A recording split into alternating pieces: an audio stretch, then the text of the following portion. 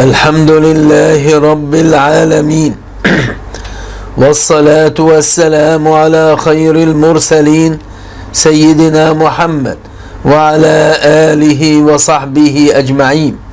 وبعد، أبدأ بمشيئة الله عز وجل مع لبنات علم الانتساب إلى أهل السنة والجماعة، أهل السنة والجماعة الناجية للبراءة من بدع الضلالة. أقول وبالله التوفيق.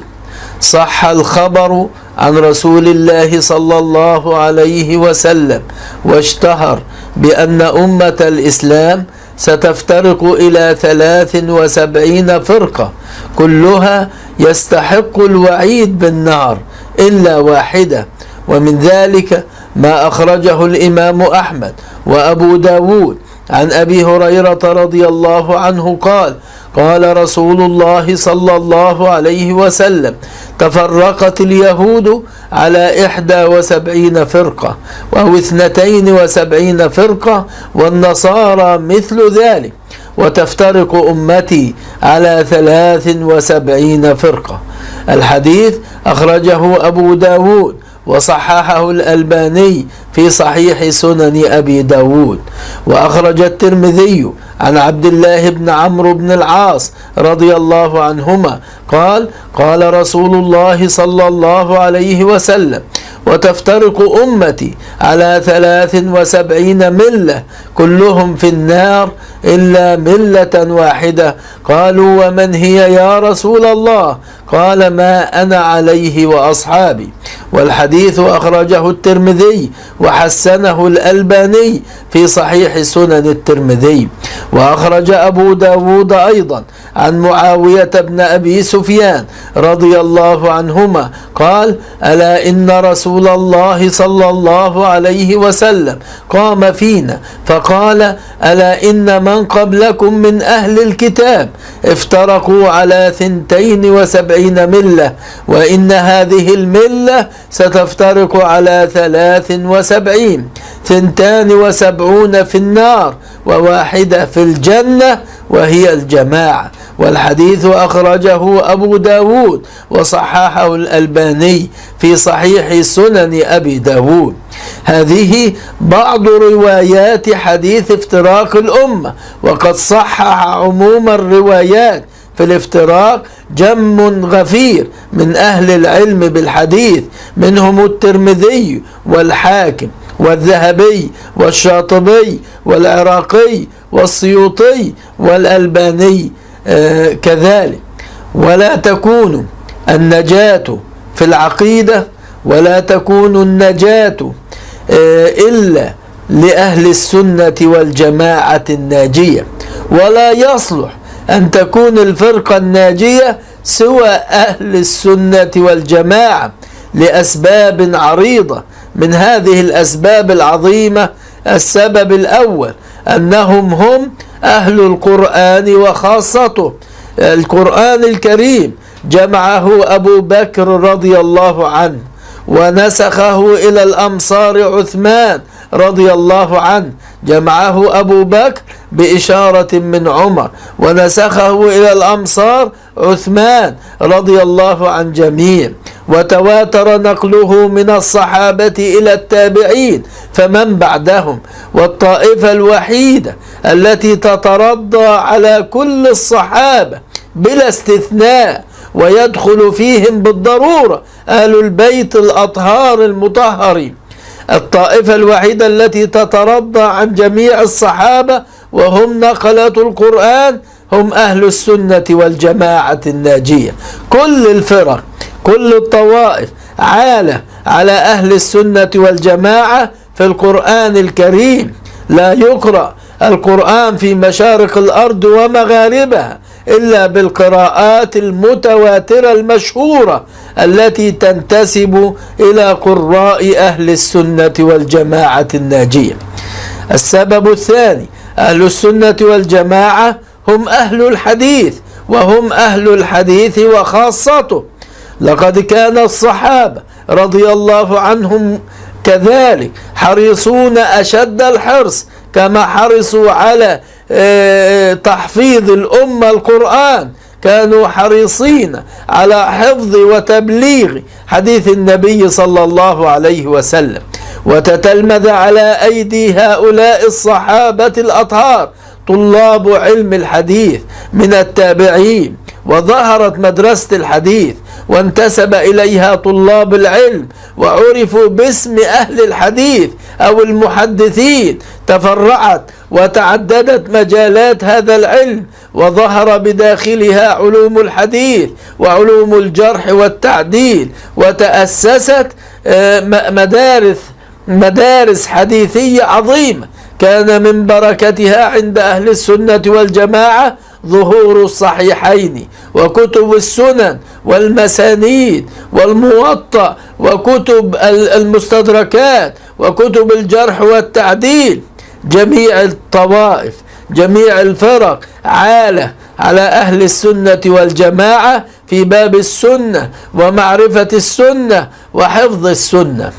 السبب الثالث: كل الفرق وكل الطوائف عالة على أهل السنة والجماعة في الإجماع، وهو ثالث مصادر الدين. الإجماع هو المصدر الثالث من مصادر التشريع بعد الكتاب والسنة، وكان عصر الصحابة رضي الله عنهم هو أول وأهم عصور الإجماع. الطائفة الوحيدة التي تترضى على هذا الإجماع، التي تترضى على كل الصحابة بلا استثناء، ويدخل فيهم بالضرورة أهل البيت الأطهار المطهرين، هم أهل السنة والجماعة. والكل عالة على أهل السنة والجماعة في باب الإجماع ومسائل الإجماع.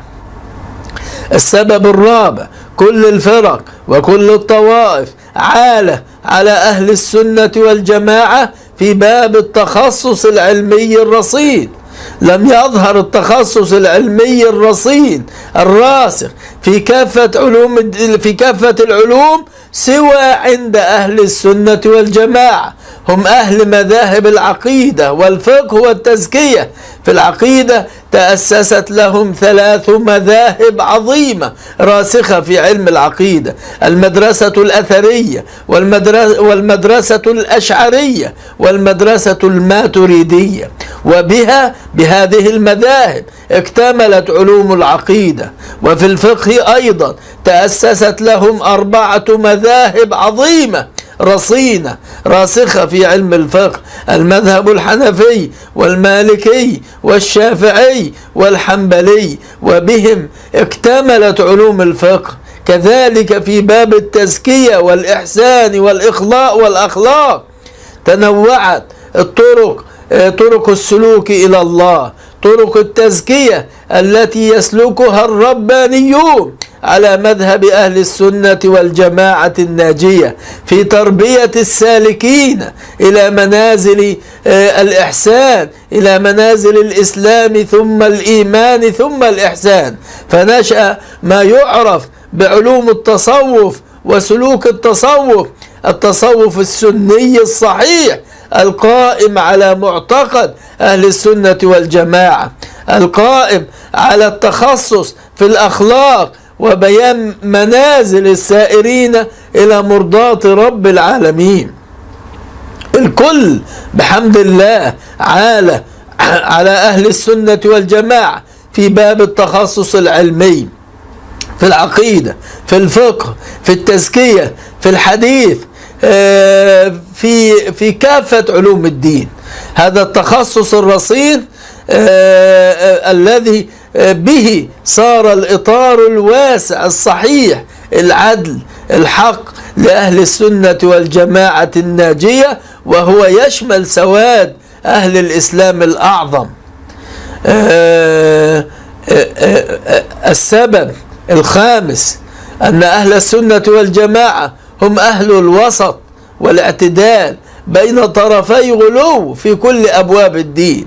هم وسط بين الغالين والجافين، بين المفرطين والمفرطين، بين المفرطين والمقصرين، بين الغالين والمقصرين. وسط في باب مسائل وأحكام الإيمان والكفر بين الخوارج والمعتزلة. من جهة غلو، وبين الجهمية والمرجئة من جهة تفريط. هم وسط في باب القضاء والقدر ما بين المعتزلة القدرية جهة غلو والجهمية الجبرية جهة تفريط. هم وسط في باب الإيمان بجناب ذات الله تعالى وتقدس بين الجهمية والمعتزلة في جهة تفريط، وبين المجسمة والحشوية في جهة الإفراط. وهم أهل السنة والجماعة أعدل الطوائف وأوسطها في باب الصحابة وآل البيت رضي الله عنهم أجمعين، بين الخوارج والنواصب والمعتزلة من جهة غلو، وبين الشيعة والروافض من جهة الضد والنقيض. من هذه الوسطية نعلم أنه لا تكون النجاة إلا لأهل السنة والجماعة الناجية، هم أهل التوسط والاعتدال. السبب السادس: أهل السنة والجماعة هم وحدهم بحمد الله عز وجل الذين تنطبق عليهم أوصاف النجاة في أحاديث الافتراق الصحيحة. فقد صح الخبر عن رسول الله صلى الله عليه وسلم بأن الأمة ستفترق إلى 73 فرقة تستحق الوعيد بالنار إلا واحدة. وفي حديث الترمذي قالوا: من هي يا رسول الله؟ قال: ما أنا عليه وأصحابي، أخرجه الترمذي وحسنه الألباني. وفي حديث أبي داود: 72 في النار وواحدة في الجنة وهي الجماعة، أخرجه أبو داود وصححه الألباني.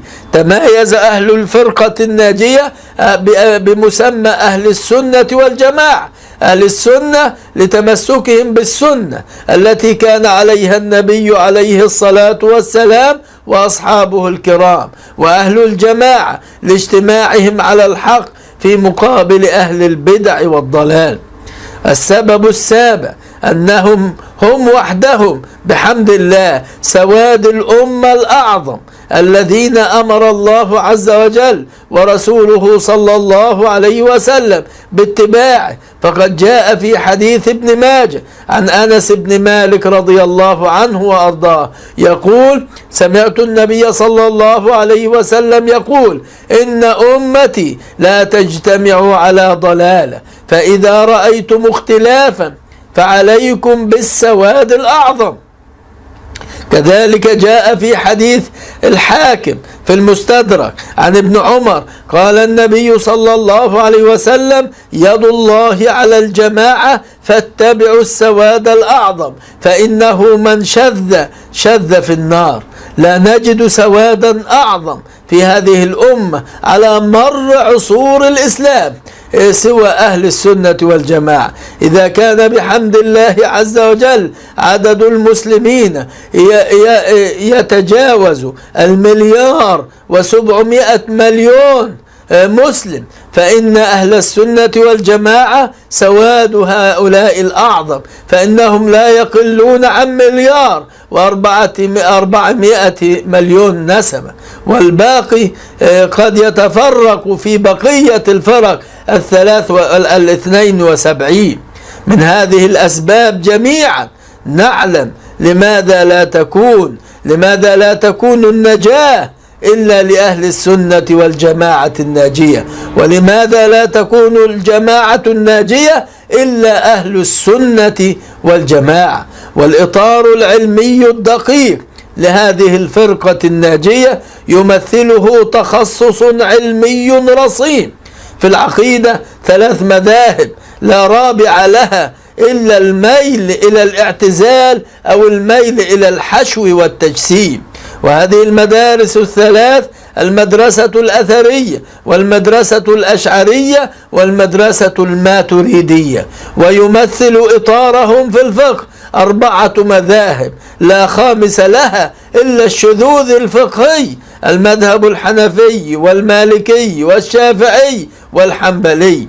وبحمد الله تنوعت الطرق التربوية والتزكوية التي يسلكها الربانيون على مذهب أهل السنة والجماعة في تربية المسلمين، فنشأ ما يعرف بطرق التصوف القائمة على معتقد أهل السنة والجماعة، تلك الطرق المتخصصة في التزكية والأخلاق، والتي تأخذ بالمريدين وتسلك بهم إلى منازل السائرين إلى مرضاة رب العالمين، إلى منازل المحسنين والمقربين.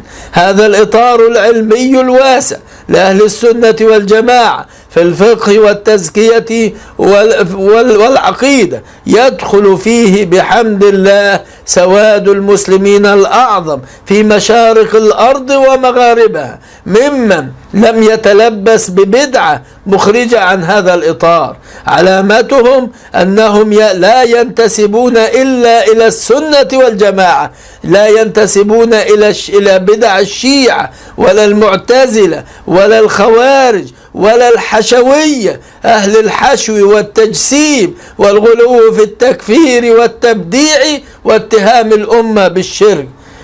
أهل السنة والجماعة يوالون أصحاب النبي صلى الله عليه وسلم ورضي الله عنهم أجمعين، يؤمنون ويقرون بما أثبته المولى تبارك وتعالى من فضلهم ومن الكرامة لهم، ويقولون بأن منزلة الصحبة منزلة الصحابة لا يعدلها شيء، لمشاهدة النبي صلى الله عليه وسلم وأفضل الصحابة الخلفاء الأربعة الراشدون أبو بكر وعمر وعثمان وعلي رضي الله عنهم أجمعين. أهل السنة والجماعة لا يتعرضون لما حدث بين الصحابة من خلاف، ويقولون هم السادة الكبار، أخطاؤهم قليلة مغمورة في بحار حسناتهم وما قدموه للإسلام. وأهل السنة والجماعة يقولون كما أمرهم القرآن: ربنا اغفر لنا ولإخواننا الذين سبقونا بالإيمان ولا تجعل في قلوبنا غلا للذين آمنوا ربنا إنك رؤوف رحيم. إلى هنا أكون بحمد الله عز وجل وصلت إلى نهاية هذه الحلقة، وبينت الأسباب العريضة التي جعلت أهل السنة والجماعة هي الجماعة الناجية. وإلى حلقة مقبلة بإذن الله تبارك وتعالى أستودعكم الله وأستغفر الله لي ولكم، وأصلي وأسلم على النبي الكريم وآله الأطهار وصحبه الأبرار، وآخر دعوانا أن الحمد لله رب العالمين، والسلام عليكم ورحمة الله وبركاته.